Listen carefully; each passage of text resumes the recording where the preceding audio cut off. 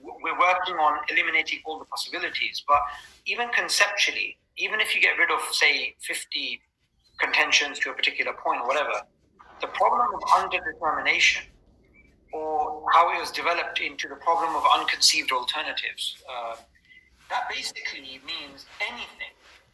There's always going to be something that's unconceived, always something that's beyond. So going back to the trolley example, a scientist has to make a choice, whether it's theory A or theory B, right? And the atheist may try and say, we're not using faith, we're just going with, what we have, right? Or we're agnostic about it. But the thing is that in the same way with the trolley problem, you either go with A or B, or if you don't go with an answer, you're still going with an answer. Yeah. If you don't pull the lever, you're still basically taking a decision, right? Yeah. You're taking the consequences. So faith, because of the problem of underdetermination, problem of unconceived alternatives, is inevitable. It's not about you having enough time to deal with every contention. It's just conceptually inevitable. Yeah, and this is also why I argue that atheism is a position, although they argue it's not. The rejection of positions is still the movement in a direction. You've got a number of choices. You're still making a choice, and then in that sense, it comes with consequences, yeah. And it's often spoke about as a kind of void, and nature abhors a void. They fill it with things, and so it is a movement in a direction, and then it does extrapolate in many different ways because it's simply a void. Trying to pin them down becomes quite chaotic. Yeah. But you can still define chaos. You can still look at it and say, well, they share this particular feature, despite it being hard to kind of pin down completely. So I move on to that and argue in favour of this, the necessity of leaps of faith. And this isn't and I constantly need to re-stress this because people often try to make the claim that this is somehow anti-rationalist. And that's not the claim at all. Because reason itself has guided us to this conclusion. This isn't the wholesale rejection of reason, because I'm not an advocate of nihilism, and the wholesale rejection of reason is definitely moving in that direction. I'm trying to move you away from it. So reason is important. Don't neglect it. And reason is really useful in terms of guiding you to your horizon, guiding you to your limits.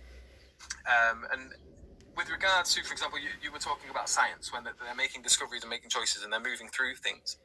They're never going to completely have the full picture. And you can see this at the moment. Right now I'm reading a book called Nihilism and Technology by Nolan Gertz. And he, in this book, is making the argument that technology is facilitating our nihilism. Technology is a form of self-hypnosis. It's a way to escape reality, so that we don't have to deal or bear the burden of being conscious. So, sorry, is that book by Realms of Meaning, something Phoenix? No, this is a different book. Realms of Meaning is over there somewhere. That in your so that's Realms of Meaning. That's a really, really old book. It's like 50s or something. Wow. When I was reading the parts that you highlighted in the dissertation, I thought it was written like a few years ago. No, it was written. And all of that stuff.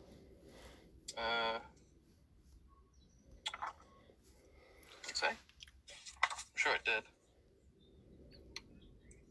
1968. This was in the library at 1968. Wow. Copyright was 1964, so it's from the 60s. Interesting. And it's specifically on a philosophy of the curriculum for general education. So it had a weird purpose, but it ended up really linking into this. But yeah, so Nihilism and Technology by Nolan Gertz is a newer book. The author's on Twitter, so that's how new it is. But and so in this he's talking about technology having these issues as well, and also technology shaping the way we view the world. Not necessarily because of these evil people trying to feed you fake news and things like that, but because we're not considering the fact that technology is itself produced by beings with a bias, and that they might be implementing a bias into the things that they make unconsciously. And then when you use their technologies, that it's closing things in the world down for you, and you're not even noticing it. And he also points out to another issue in that we can only reflect on things that we realize are a problem. And see, you have these techno-utopians that feel as if technology is like some sort of freeing thing, and we shouldn't be pessimistic about it in any way. We should just adopt it and move towards more technology, more and more and more and more, and no questioning it. But the thing is this techno-utopian kind of mentality sees life as a problem that needs to be solved, and technology is a way of solving these problems. And what it does is you produce technology, it removes problems because obviously if they're not there, you're not going to think about them, and if you're not thinking about them, you're not reflecting on them. But these problems